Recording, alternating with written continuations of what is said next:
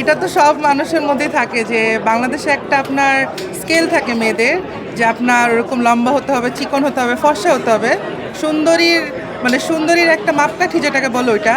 কিন্তু আমার কাছে কখনোই ছিল না। আমাকে ছোটোবেলা থেকে অনেক রিলেটিভস বলেন, এই আশেপাশে ফ্রেন্ডস বলেন, ওদের মাধ্যমে তো বুলিং হয়েছি। বাট আমার কাছে সবসময় ছিল আপনি যেরকম আছেন ওভাবে হচ্ছে, আপনি কমফোর্টেবল থাকলে ওইটাই আপনার সৌন্দর্য।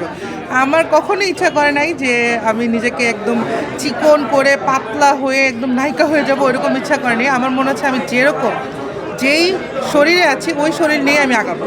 ওই শরীর নিয়ে যেহেতু আমার ট্যালেন্ট আছে, আই হোপ বাহ্যিক সৌন্দর্যকে দেখবেন, আমাকে দেখে নিয়ে আমার ইনার ট্যালেন্ট দিয়ে আলহামদুলিল্লাহ আমি এই পর্যায়ে আসতে পেরেছি। অনেক বেশি আমাকে সবাই সেলফ অবসেসড বলে। মানে আমি ছোটোবেলা থেকে, একটা কথা আছে না মুভিতে বলে, ম্যাঁ আপনি ফেভারিট হু, আমি হচ্ছে ওরকম। আমি নিজেকে ছাড়া কিছু বুঝি না। নিজে যখন লাইমলাইট বলেন যেখানে বলেন, আমার নিজেকে সবসময় আমি ফোকাস রাখি। আমি নিজে একা থাকি, ফ্রেন্ডদের সাথে থাকি, আমাকে ফোকাসে রাখতে হবে, আমি নিজে ফেভারিট, এরকম আমার নিজের প্রতি অনেক বেশি কনফিডেন্স। অভিনয়, হ্যাঁ, নাটকের অনেক অফার পেয়েছি, যেহেতু আমাদের গ্রুমিং সেশনে অনেক বড় বড় ডিরেক্টর এসেছিল, চয়নিকা চৌধুরী ম্যাম এসেছিল, আরও অনেক এসেছিল, তো তাদের থেকে অবশ্যই পেয়েছি। বাট আমার প্যাজেন্টের পরপরই আলহামদুলিল্লাহ আই গট ম্যারিড। সো ওই কারণে আমার কিছু একটা অফ ছিল। বাট আমি অনেক পেজের সাথে কাজ করেছি, র্যাম্প আপ করেছি, এবং ফিউচারে যদি আসে আবার কাজ অবশ্যই করবো ইনশাল্লাহ। আমার মনে হয় কি, অনেকে আছে কি অনেক কষ্ট করে যে স্বাস্থ্যবান, আমি শুকাতেই হবে, আমার জিম যাইতে হবে, আমার ডায়েট করতে হবে। আমি এগুলো কিচ্ছু করি নাই। আমি একদম আমার নিজের এই বডি নিয়েই অনেক স্যাটিসফাইড।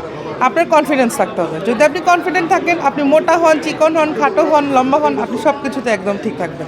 সো এটাই যে মেয়েদের নিজের প্রতি কনফিডেন্স থাকতে হবে।